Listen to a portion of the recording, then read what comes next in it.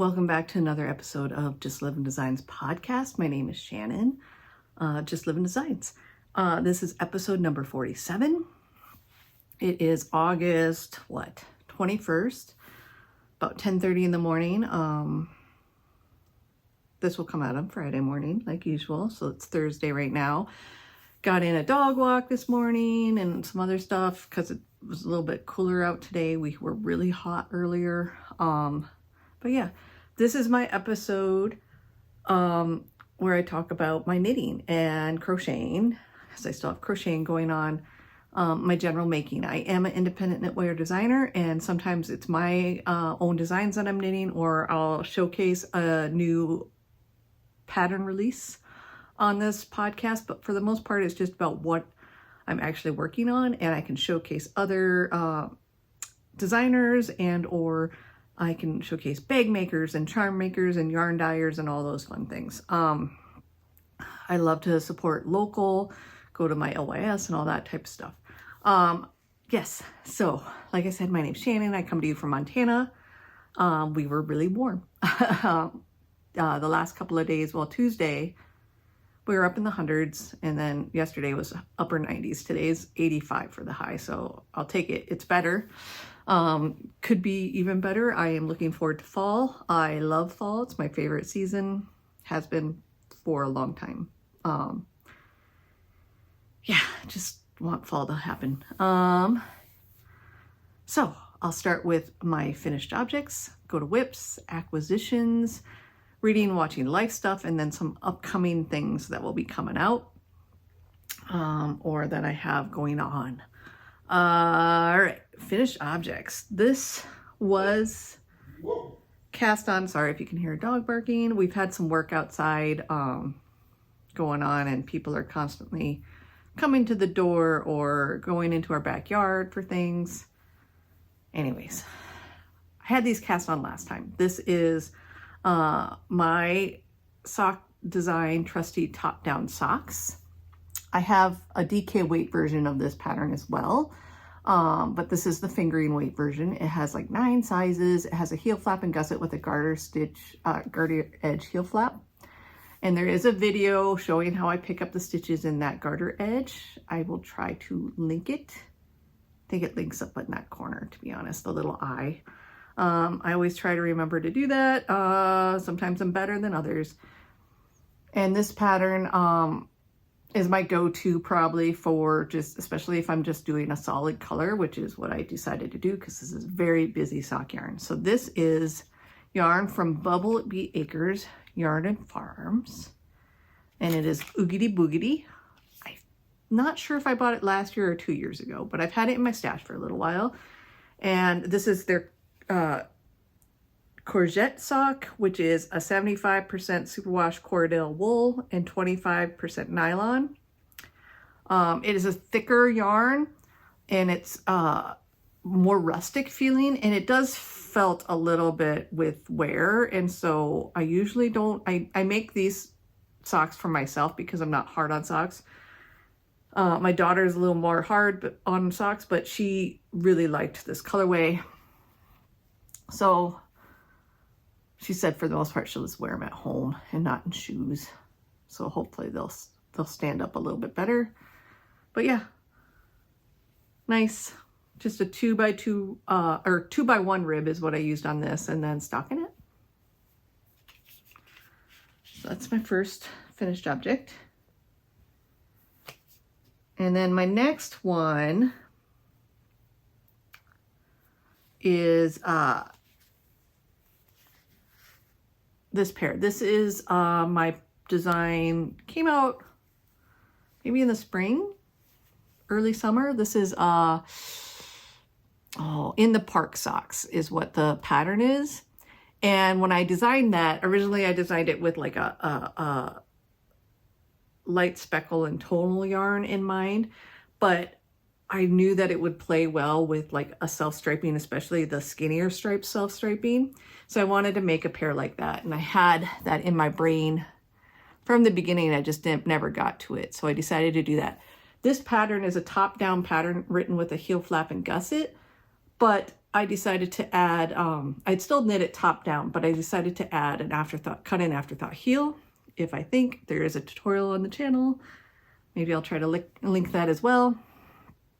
But yeah, I love, it's just a nice simple texture. It plays really well with the stripes, makes it more than just a stripy yarn.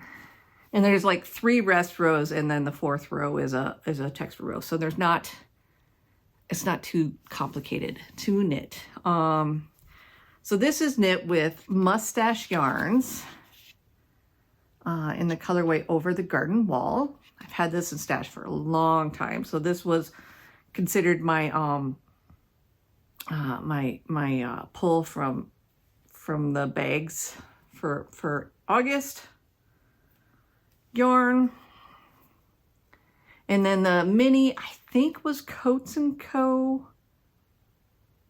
They had a fall mini skein set that I bought last year or 2 years ago. It might be from that, or who knows, but it's the same type of base as 75-25. So it's a thinner high twist, or not high twist, but thinner 4-ply sock yarn. So it went well with the mustache, and I just like that mustard yellow contrasting with this. I love how these turned out. Great fall socks. Yep. So those are my 2 finished objects. And I finished them on the same day earlier this week. Because I was like going back and forth between working on them, and they both got done on the same time.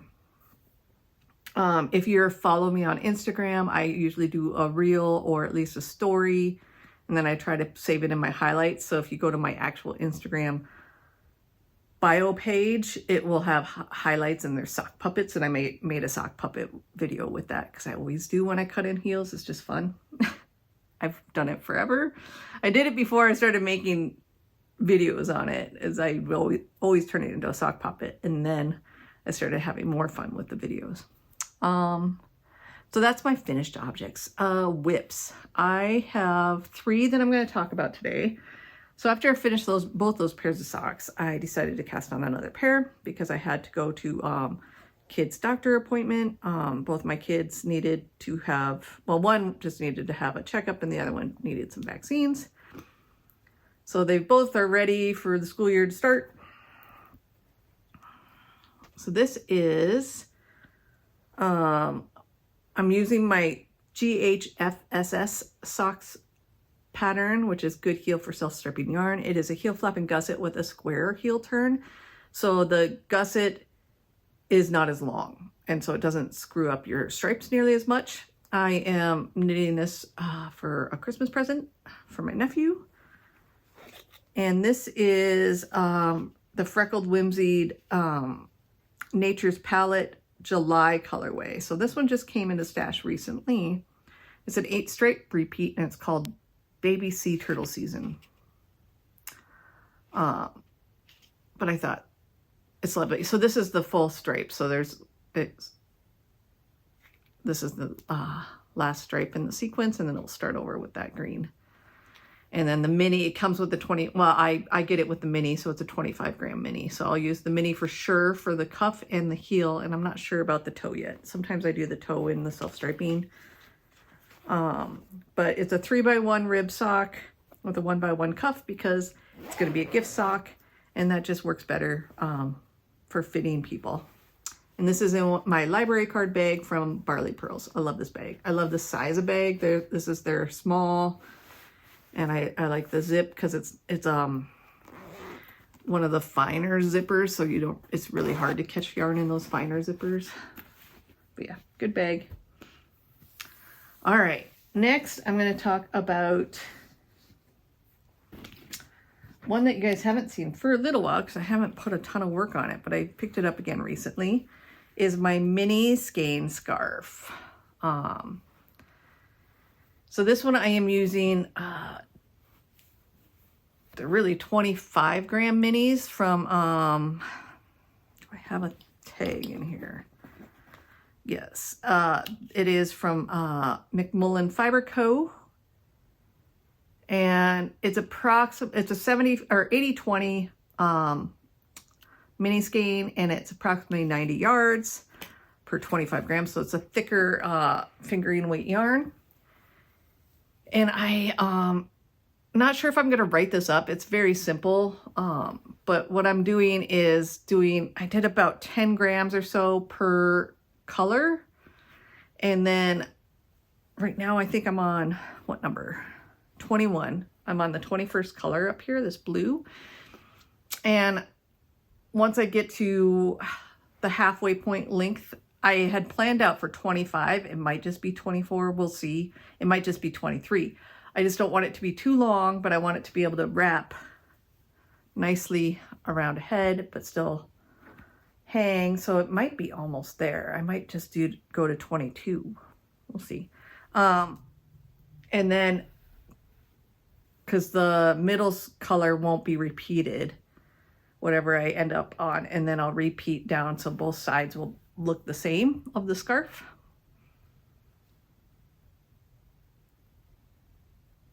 But yes, I'm loving this. It's very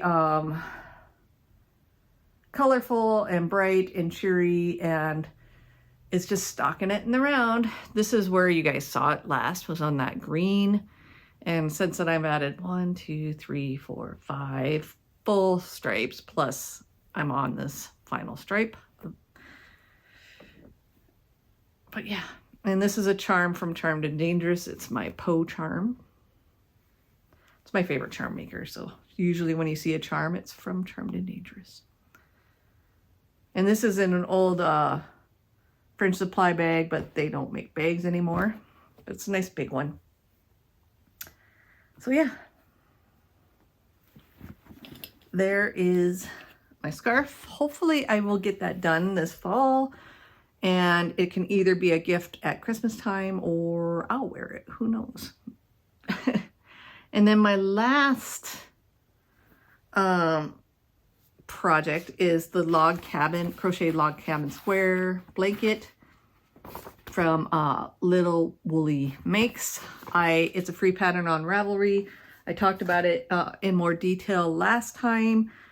I'm doing the knit along or crochet along Scrappy blanket cowl with Sue from Legacy Knits Fiber Arts, and can't remember her name, Rachel maybe, from Treehouse Fibers, Treehouse something. They have a Ravelry group for it, and that's how you enter to be in part of it. But this is how much I've done so far total. All these ends are woven in, it's just that I don't snip them until I block them. And I might not snip it until I wash and block the final blanket after it's all seamed and there's a border put on. And then I might snip them so they get a couple washes before it gets snipped all the way. But that's just so they can move a little bit more and get into their final resting place. But yeah, that's my stack of squares so far. They're not all like 100% the same size, so I am going to block them. And this is how many you saw last time, 2 weeks ago. And this is how many I've made since then, which is 1, 2, 3, 4, 9. So I've made 9 since last time. So I'll show you the ones that I made since last time. I'll just go through them. I like that one a lot. Some have a little bit of sparkle base in them. And they're not in like order how I'm going to actually lay out the blanket. I'm going to try to match it up so it doesn't look too matchy-matchy, more hodgepodgey. Because sometimes I get into a color family when I'm making them, and they're all kind of in the same color family. I like that one a lot.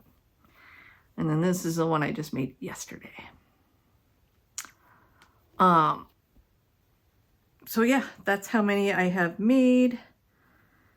I've made 20, I counted them before, 21 total so far. And I think, like I said, laying it out, I think I want 8 by 10 blanket or 8 by 11. So I need either 80 or 88 squares. So we're getting there. But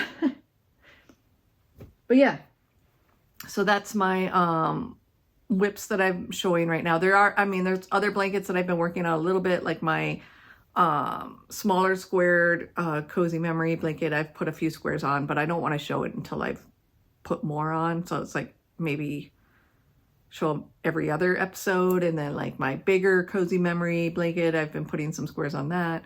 I haven't really picked up my Christmas one for a while, and once it gets cooler out, I have a large granny stripe going on that's with like Karen cakes, so it's like an Aran weight yarn, and that one's pretty heavy on my lap at this point, so that one I will work on when it gets cooler out. But yeah, all the blankets. I love all the Scrappy, especially the Scrappy blankets, but I love all the blankets. All right, acquisitions. So to go in that log cabin blanket, I'm using DK weight yarn for that blanket, either leftovers or mini skeins, or parts of full skeins maybe that I haven't broken into yet, but usually when I use a full skein of DK, there will be leftovers, so I'm not too concerned about using up too much of it, especially if I only use it for 1 or 2 squares. It should be all right, and I can still make another project like a hat or some gloves or mitts or something out of it. But yeah, so that's what I'm using, and I didn't have enough different colors, and I wanted to keep going on this. So I ordered from Rose Hill Yarns. She is a dyer out of Canada, and I don't know, I haven't heard from her. A lot of the Canadian dyers are no longer going to be shipping to the United States because of fun tariffs that are going into effect. Because we pay the tariffs. Sorry.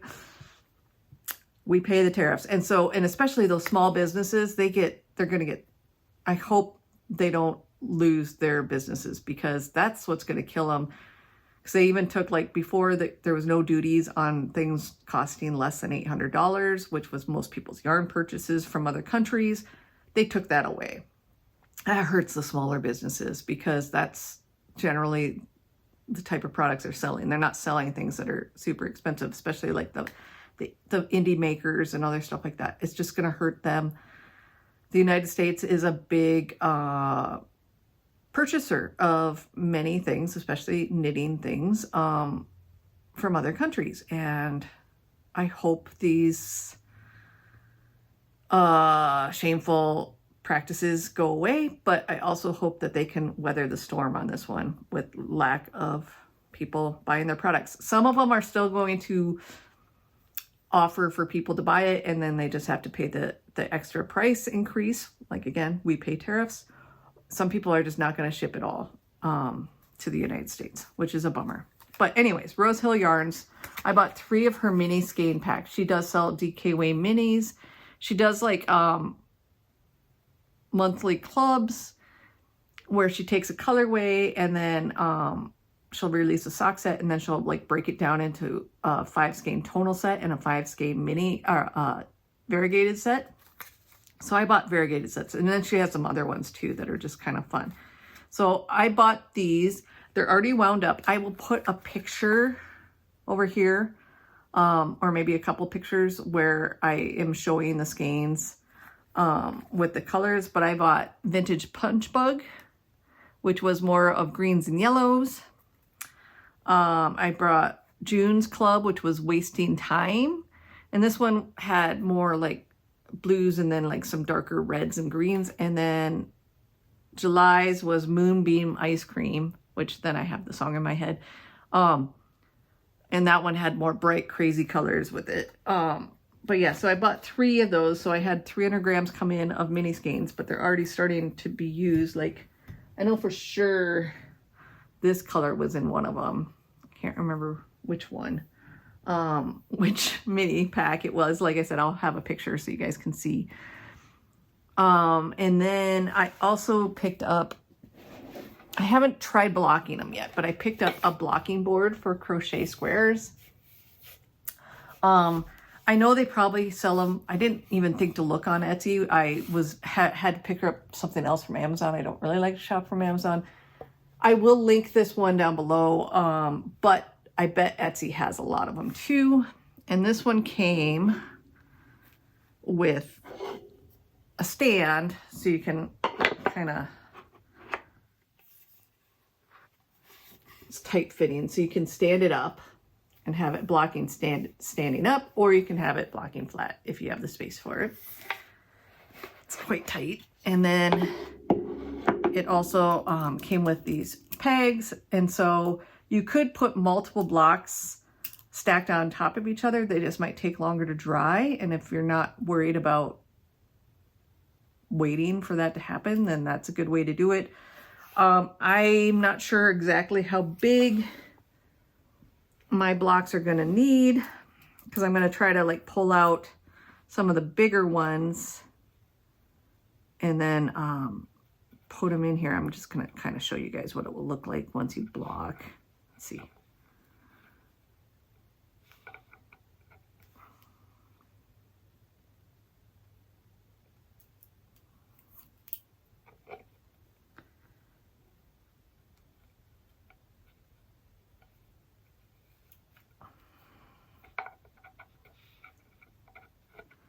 And then you can like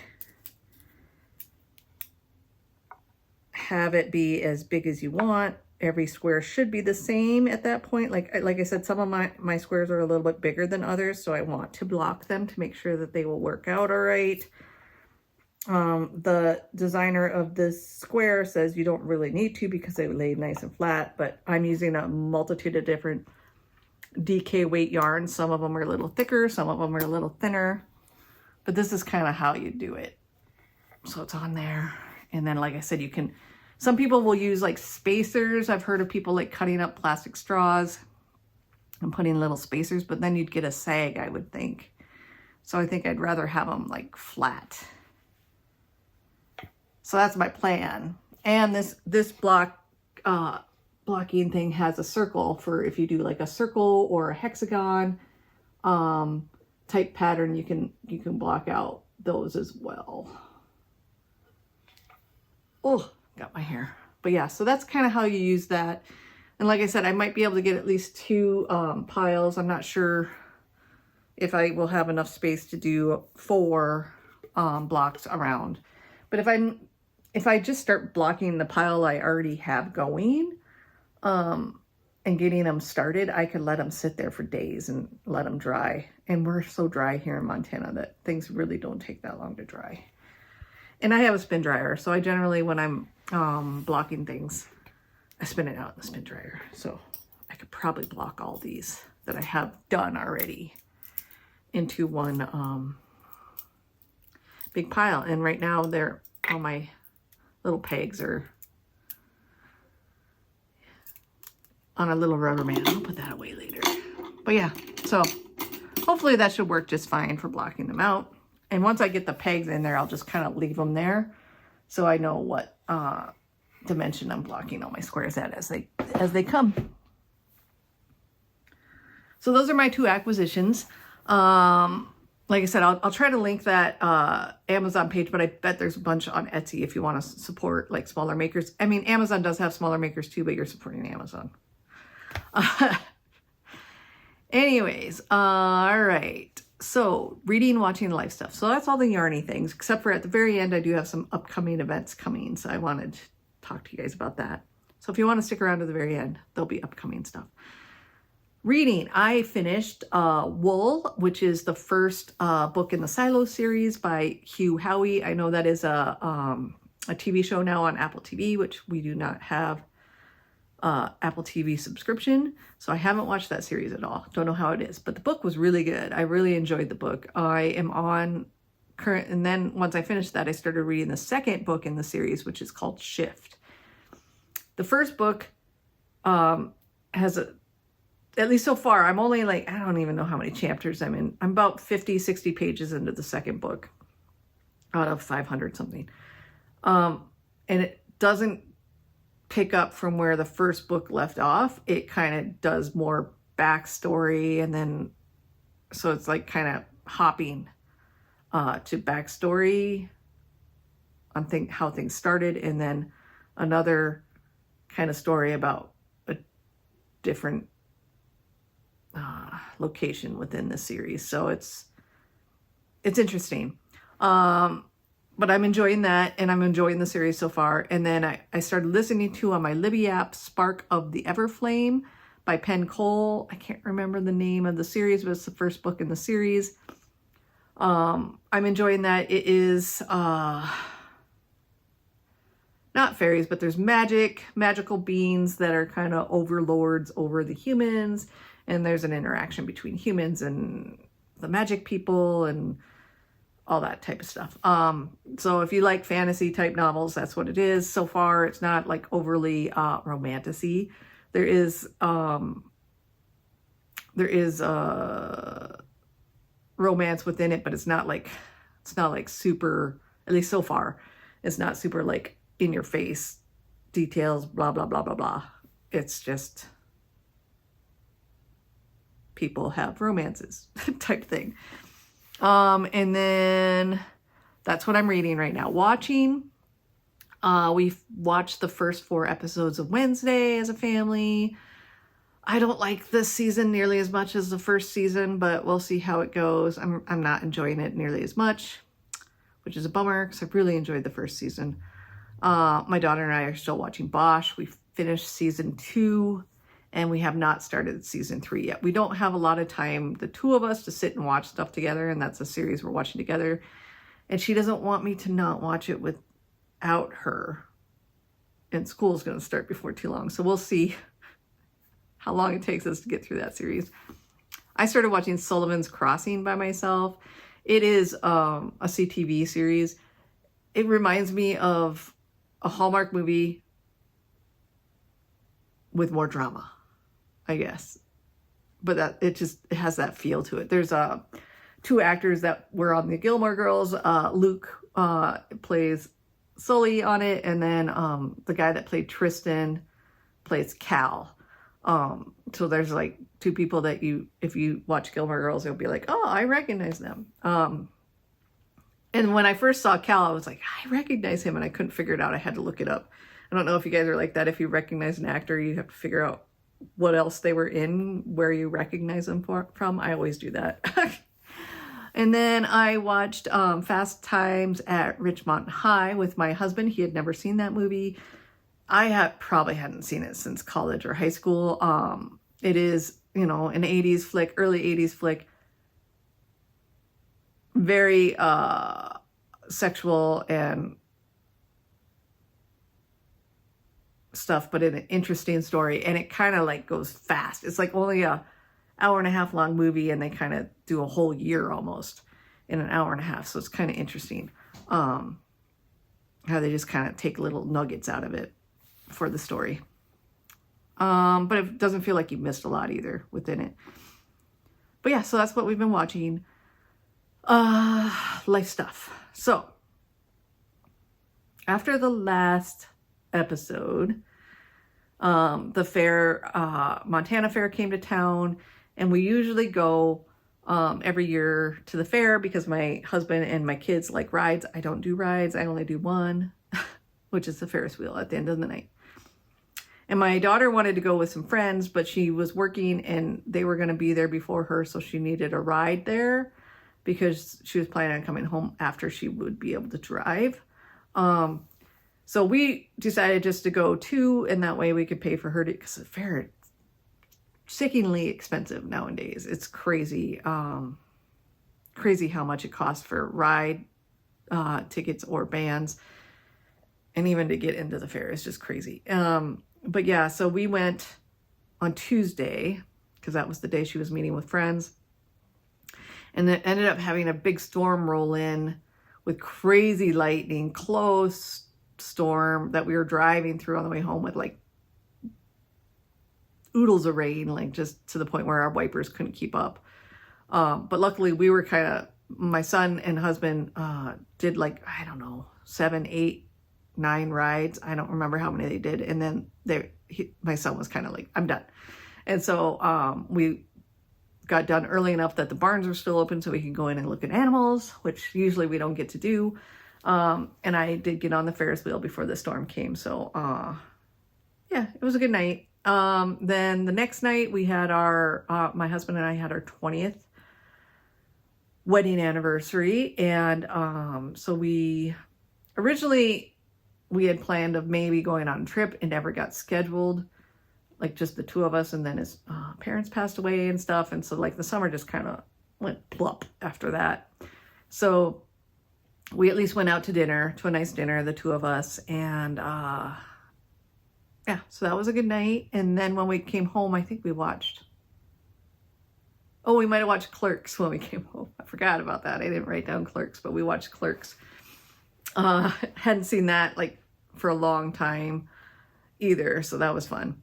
And then my husband had his birthday the last weekend, and so we went out to dinner that night. He had picked sushi, so we went out to a sushi restaurant. I know you think Montana sushi, but this restaurant flies in their fish every day, so it's fairly fresh fish. So that's good. And that was the first time the kids ate like proper sushi from a sushi restaurant, not just grocery store sushi. And they enjoyed it. What else? Then also this last weekend, or no, it was last Friday, I think. I had been picking lots of tomatoes for my garden, and so I made salsa, which is my favorite thing. And I could actually use my hot peppers from the garden. We have a Santa Fe hot pepper and then jalapenos. And so I used some of those, tons of tomatoes.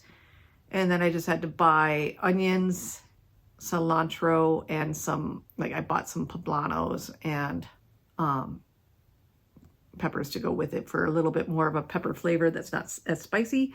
It ended up being about a medium heat salsa, which is about perfect. Because I got 8.5 pints. So the half pint I did not seal, and we just put it in the fridge and ate that up. And it's quite tasty.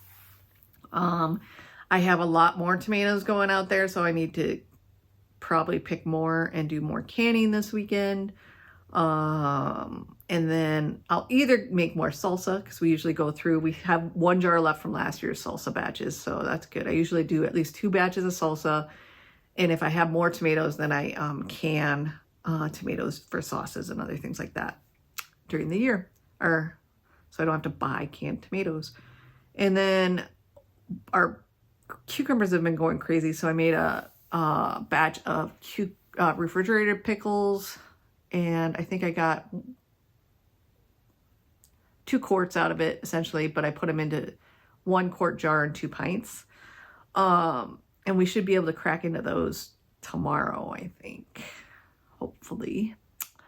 We also have been needing to get a new dishwasher for a long time. And my husband and I went last weekend, 2 weekends ago. So right after the last episode, we went shopping for a dishwasher, went to a few places in town, did some research, ended up getting a Bosch dishwasher. Super big upgrade from our old one. Our old one was KitchenAid, and it was to the point where it wasn't cleaning, and my husband kept like cleaning out the filter and cleaning out the dishwasher, trying to make sure things worked, and it wasn't cleaning the top rack hardly at all anymore, and it was hit or miss on the bottom rack. And I was like, we're getting a new dishwasher, and it's been something that has been slowly building up for a year, and finally he was like, okay, fine. So we got a dishwasher, and that got installed this last week, and it's lovely. It's lovely having clean dishes again that we don't have to then hand wash after they come out of a dishwasher. The other thing is they've been putting in fiber optic cable for internet in our neighborhood all summer, and we just got ours installed this last week. They haven't buried the cable in our backyard yet, but it has strung into the house, and it's not where my husband would like it, because we have a finished basement. So right now the modem's like on our main floor, and he would like to get it to where he can fish it through to, we have a whole like cabinet in the basement of all the things. And so he would like to get it down in there and change out the wiring that we had for our old internet, so it can handle the fiber optic speeds a lot better.